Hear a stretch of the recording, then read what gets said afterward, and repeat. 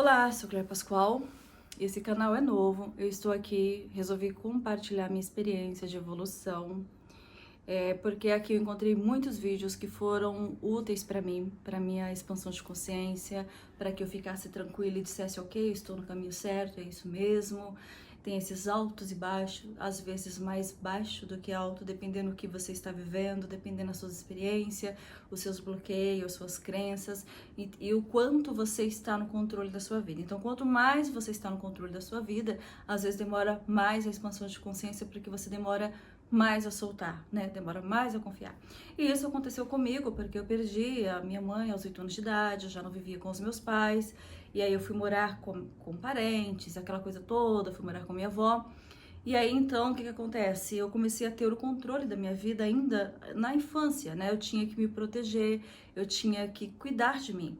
E então, eu sempre tive a minha vida achando que eu estava no controle de tudo, né? E quando chegou o momento da expansão de consciência, então isso foi muito difícil, esse soltar, né? Eu sempre tive dificuldade em confiar nas pessoas, em tudo, e eu sempre tava, como diz, no controle, então agora como assim vou soltar, vou deixar ir ao vento?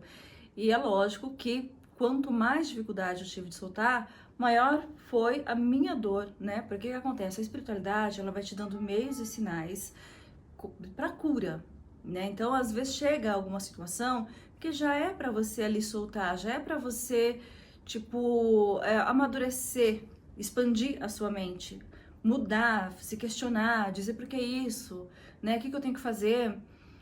Se perguntar. E aí, então, quando você está no controle, você não faz esses questionamentos, você simplesmente quer ir lá e resolver. Pessoas que te trazem dores e bloqueio, no primeiro sinal você já sai de perto dessa pessoa. Então você acaba não passando esse processo porque você está sempre fugindo do enfrentamento. Por mais que a gente fala, a gente pensa que a gente está forte, que a gente está enfrentando, mas na realidade a gente vive fugindo desse enfrentamento. A gente é muito bom em fugir. Então por isso que acontece, você acaba se ocupando demais dos afazeres da sua vida. Você, na realidade, você inventa muitas coisas para fazer. Você começa a cuidar da vida das pessoas que estão próximas a você para que você se ocupe, para que você não tenha tempo de pensar em mais nada no espiritual, daquilo que realmente preciso, o que realmente está me doendo, o que eu tenho que mudar, por que eu estou atraindo tal certa situação. Então, quando vem essas perguntas, assim, sutilmente você fala, não tenho tempo para isso.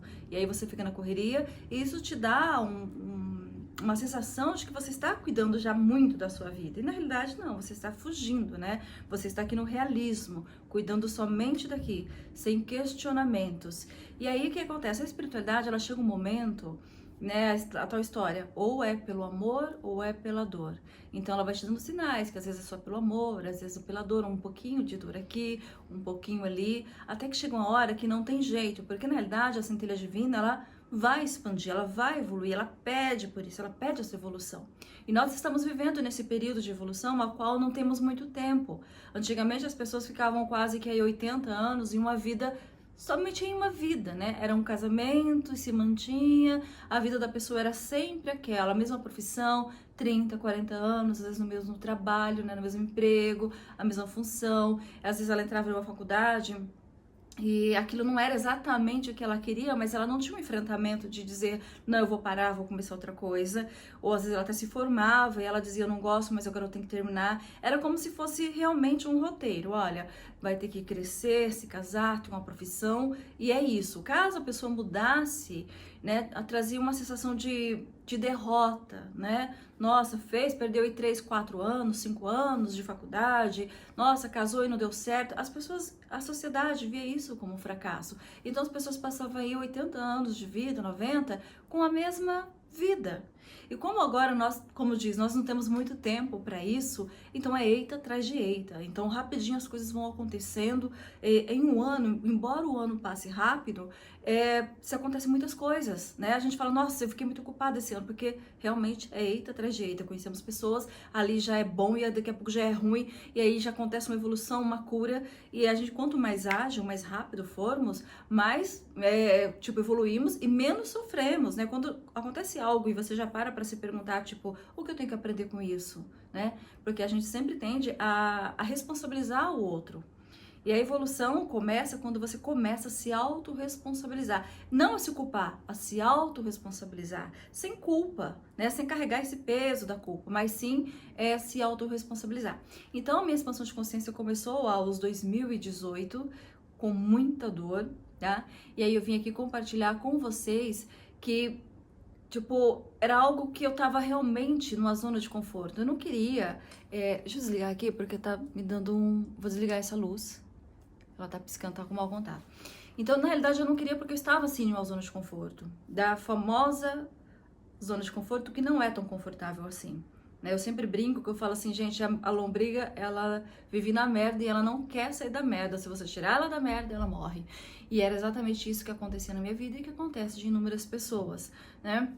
Eu era muito fechada, sempre no controle, e a única coisa que me acessava, que poderia me causar, tipo, pânico, era saber ou imaginar que eu pudesse perder o meu filho, algo acontecer ao meu filho, porque era a única pessoa que me acessava, era a única pessoa que estava aberta. Então, era, tipo, lá no meu íntimo, era o único que acessava, o resto podiam se ir que não me feria, porque eu já tinha sofrido muito lá na infância, e a partir daí, por uma autoproteção, eu me fechei muito, me criei uma casca para que eu protegesse essa criança interior que estava dentro de mim, para que ninguém mais ferisse. Então, né, por mais que chegassem pessoas, elas chegavam e saíam, e para mim era quase que imperceptível, para mim tanto fazia, desde que não fosse nada com o meu filho.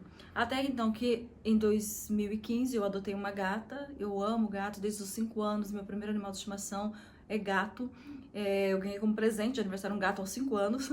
E aí em 2015 também eu tive uma gata. E essa gata, ela chegou na minha vida, eu tive uma entrega total. Porque o que acontece? O animal, você sabe que o animal não vai te trair, que o animal você pode, né, é um amor puro e tal. E teve uma entrega com essa gata. E aí eu cuidava tão bem dessa gata que eu imaginava, essa gata vai viver aí uns 20 anos. Só que 4 anos depois, essa gata, aliás, 3 anos depois, essa gata fica muito doente. Ela fica muito doente e aí eu falava assim, né, aquela coisa de sempre fugir, de não ter enfrentamento. Eu falava, se for câncer, eu faço eutanásia, eu não quero vê-la sofrer. Então veja que quando eu repito, eu não quero vê-la sofrer, eu estou mais preocupada comigo mesma do que com ela. Eu digo, eu não quero vê-la sofrer, porque eu não quero passar por aquilo. Então todas as dores a gente vai fugindo do enfrentamento. E aí, só que assim, a espiritualidade, ela trabalha de um jeito que, cara, vai te colocando ali no funil que não tem como fugir. E todos os exames que fazia na gata, dava como se fosse uma bactéria no rim. Não dava que era câncer. E aí eu falava, não vou fazer eutanásia na gata por causa de uma bactéria. E aí, assim, ia seguindo. E essa gata, ela foi emagrecendo, ela foi se definhando e eu junto com ela. Ela não comia, não dormia, e eu também não comia, não dormia. Fui me definhando e tendo que aceitar todo aquele processo, tendo que ver, tendo que enfrentar. Até que então, né, essa gata, e nesse decorrer todo, foi acontecendo coisas no meu relacionamento, né, que onde eu percebia, eu sempre estava no controle, sempre fazendo tudo. E quando eu cheguei no meu cônjuge, né, diz, olha, eu preciso de você, aí foi que eu percebi que ele não estava ali comigo. Era um relacionamento a qual eu nem notava se ele fazia parte da minha vida ou não, porque eu estava sempre fazendo por mim e por ele.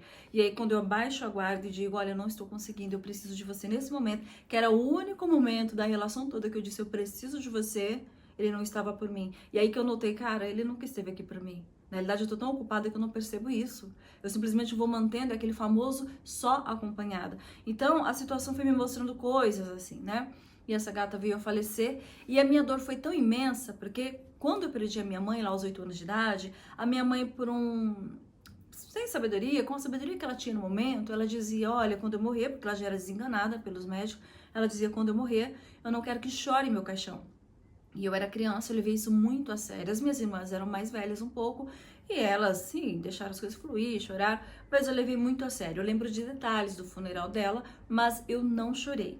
E no decorrer da minha vida foram acontecendo coisas, e eu dizia, eu não chorei pela minha mãe, vou chorar por isso. E isso fez com que eu me tornasse muito, né, na opinião das pessoas, muito fria. Não chorava, era aquela pessoa, a mulher de gelo, a mulher de ferro. Eu chorava, assim, mas diante das situações, não, eu sempre tinha aquele enfrentamento, eu nem conseguia chorar. E quando essa gata morre, aí pessoas que me conheciam, tipo, há 20 anos me viram chorar pela primeira vez, porque eu simplesmente aquilo me desmoronou, porque ela tinha acesso no meu interior, eu tinha uma entrega com aquela gata. E aí, por causa dessa dor, foi que eu procurei a estudar. Eu queria saber se havia vida após a morte, realmente, daí eu fui estudar o espiritismo, né? Porque eu queria saber sobre os animais, eu queria saber tudo, porque aquela saudade, aquela dor era imensa e eu fui buscar. E aí nessa busca foi onde eu conheci também o professor Hélio Couto, e foi assim, veio todas as minhas crenças, né? Porque eu fiquei anos na igreja evangélica, eu fiquei por 20 anos, e aí eu tinha uma curiosidade, e aí eu falava, mas parece que eu ouvi tanto na igreja falar que isso é coisa do inimigo, que é coisa do sujo, e agora... Mas eu tinha uma curiosidade, uma sede, ao mesmo tempo que eu ia ouvir os vídeos dele, que aí eu encontrava paz, eu encontrava tranquilidade, então eu fui aos poucos, porque eu tinha que lutar contra as minhas próprias crenças limitantes, e aí eu fui expandindo, né, eu fui criando conhecimento. E aí, através disso também, é lógico, estava chegando o meu momento de uma expansão. Então, a própria espiritualidade foi preparando pessoas e fui fazendo novas conexões. E aí foi onde também eu conheci a constelação sistêmica familiar, que foi um grande passo para minha cura, e que eu vou contar aqui em um vídeo próximo para vocês, como que foi, como que começou essa limpeza. Eu estava com tanta sede de conhecimento, de cura, que eu não questionava nem o que era, eu só dizia, vai fazer bom pra mim, vai ser bom pra mim, e aí eu ia lá e fazia. E eu fui realmente me entregando, e foi o período também que eu conheci a Mai, temporariamente chamando, né, a Mai, e ela falava de uma maneira bem didática, porque a minha consciência, na realidade, por mais que eu estava gostando do Hélio Couto, tinha muita coisa que eu não entendia, a minha mente ainda não estava aberta para aquilo. E a Mai, do Temporariamente Humano, era, tipo, mais didático, né? Então, eu entendia mais. Ela também estava lá no início, e aí, então, ela ia contando as experiências dela, ia falando, e aí eu ia anotando. E a minha vida começou, assim, a dar melhoras, né?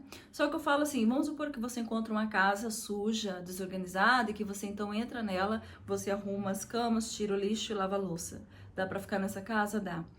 E aí, então, ficou mais confortável para mim. E aí, foi quando eu fui iniciando, e aí começa a faxina na casa, onde você começa a mexer nas gavetas, você começa a arrastar móveis, e aí com isso, essa trocas, você vai mudando aqui e fora vai mudando. E esse fora não é simplesmente assim mudar um fora lindo, maravilhoso, que a gente simplesmente pensa. Às vezes a gente pensa mudar de vida e a gente pensa que todas as pessoas que estão conosco ali, que a gente ama, vai estar também nessa outra vida. E nem sempre é assim, né? E aí as coisas também ao redor começam a mudar. Então começaram a se encerrar amizades de 20 anos, coisas que eu nunca tinha visto, nunca tinha percebido, e eu começo a perceber o quanto que aquilo era narcisista comigo. Não estou aqui me colocando no papel de vítima, porque na realidade o semelhante se atrai, né? E aí só que eu comecei a me curar, então eu já começo a não me conectar mais com aquilo. Porque nem eu estou aceitando mais também ser narcisista. A realidade é essa, a gente tem que entender que nós não somos vítima, a bonitinha que está sofrendo no universo. Tem outras, né, a gente também está fazendo, é uma troca, a gente está ali numa guerra. E aí, então, tudo fora começa a se mudar. Relacionamento, amizade, família. Minha família é extremamente evangélica, a maioria, todo mundo. E então começa esse enfrentamento. Então, às vezes dava 2 passos, parava, retrocedia 1, e foi uma grande busca. E é lógico, eu vou compartilhar aqui outras experiências com vocês do que me ocorreram em cada experiência nas constelações sistêmicas, familiar, e também sou ressoante, né? Ressoante do professor Hélio Couto. Estou na minha 4ª onda de ressonância e que foi incrível também. E eu vou estar aqui compartilhando com vocês também no decorrer. Quero que vocês digam aqui a experiência de vocês, eu quero que realmente aqui seja uma troca, né? Porque eu me alimentei muito aqui, muitos vídeos aqui me ajudaram, me animaram, aqueles dias que eu acordava e dizia, nossa, parece que tudo que eu tô fazendo parece que não está dando resultado, aí eu vinha aqui, vinha um vídeo de pessoa dizia a mesma coisa e dizia, mas depois tudo melhorou, eu falava, então vamos mais um pouquinho. Então é isso, deixe aqui a sua curtida, compartilhe, comenta, para que eu possa entender que eu devo continuar compartilhando, que está sendo realmente útil para vocês.